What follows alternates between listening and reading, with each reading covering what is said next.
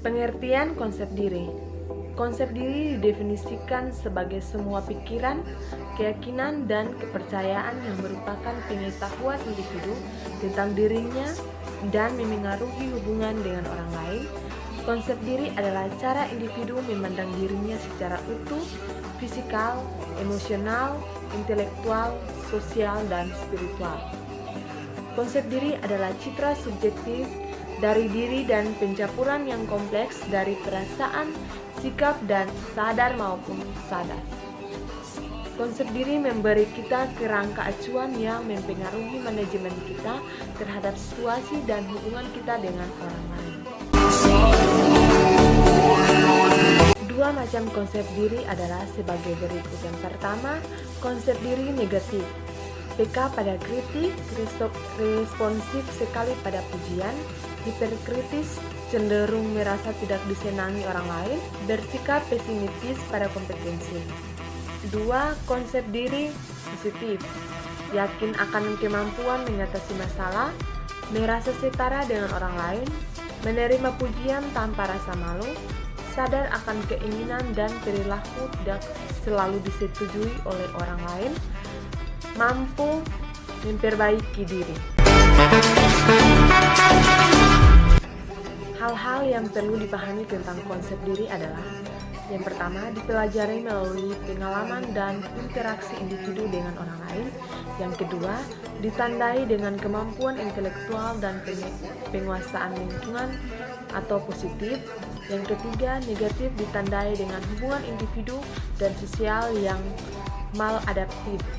Yang keempat, merupakan aspek kritikal yang mendasar dan pembentukan perilaku individu. Yang pertama, nama dan panggilan anak. Yang kedua, pandangan individu terhadap orang lain. Yang ketiga, suasana keluarga yang harmonis. Yang pertama, citra tubuh atau body image. Body image atau citra tubuh adalah sikap individu terhadap dirinya, baik disadari maupun tidak disadari, meliputi persepsi masa lalu atau sekarang mengenai ukuran dan dinamis karena secara konstan berubah seiring dengan persepsi dan pengalaman-pengalaman baru. Body image berkembang secara bertahap selama beberapa tahun, dimulai sejak anak belajar mengenal tubuh dan struktur, fungsi, kemampuan, dan keterbatasan mereka. Body image atau citra tubuh dapat berubah dalam beberapa jam, hari, minggu, ataupun bulan, tergantung pada stimuli eksternal dalam tubuh dan perubahan aktual dalam penampilan, struktur, dan fungsi. Yang kedua adalah ideal diri. Ideal diri adalah persepsi individu tentang bagaimana ia seharusnya bertingkah laku berdasarkan standar pribadi. Standar dapat berhubungan dengan tipe orang yang diinginkan atau disukai atau sejumlah aspirasi, tujuan, nilai yang diraih. Ideal diri akan mewujudkan cita-cita ataupun penghargaan diri berdasarkan norma-norma sosial di masyarakat setempat. Individu tersebut melahirkan penyesuaian diri. Ideal diri berperan sebagai pengatur internal dan membantu individu mempertahankan kemampuan menghadapi konflik atau kondisi yang membuat bingung. Ideal diri penting mempertahankan kesehatan dan keseimbangan mental. Pembentukan ideal diri dimulai pada masa anak-anak, dipengaruhi oleh orang yang dekat dengan dirinya yang memberikan harapan atau tuntutan tertentu. Seiring dengan berjalannya waktu, menginternalisasikan harapan tersebut dan akan membentuk dari dasar ideal diri. Pada usia remaja, ideal diri akan terbentuk melalui proses identifikasi pada orang tua, guru, dan teman.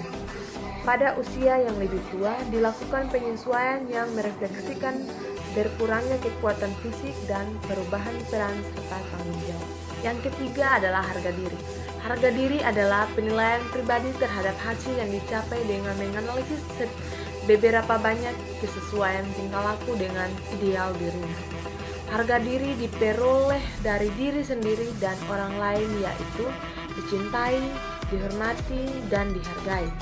Mereka yang menilai dirinya positif cenderung bahagia, sehat, berhasil, dan dapat menyesuaikan diri.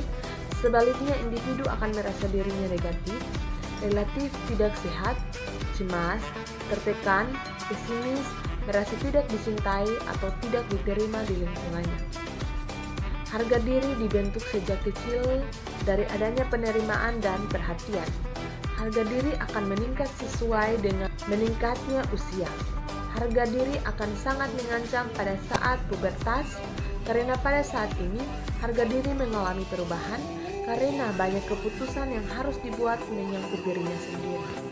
Yang keempat adalah peran. Peran adalah serangkaian pola sikap perilaku, nilai dan tujuan yang diharapkan oleh masyarakat dihubungkan dengan fungsi individu di dalam kelompok sosial. Setiap orang disibukkan oleh beberapa peran yang berhubungan dengan posisi pada tiap waktu sepanjang daur kehidupannya. Harga diri yang tinggi merupakan hasil dari peran yang memenuhi kebutuhan dan cocok dengan ideal diri. Yang kelima adalah identitas diri. Identitas diri adalah kesadaran tentang diri sendiri yang dapat diperoleh individu dari observasi dan penilaian dirinya, menyadari bahwa individu dirinya berbeda dengan orang lain. Seseorang yang mempunyai perasaan identitas diri yang kuat akan memandang dirinya berbeda dengan orang lain dan tidak ada duanya. Identitas berkembang sejak masa kekanak-kanakan bersamaan dengan berkembangnya konsep diri. Dalam identitas diri, ada otonomi, yaitu mengerti dan percaya diri, respek terhadap diri, mampu menguasai diri, mengatur diri, dan menerima diri.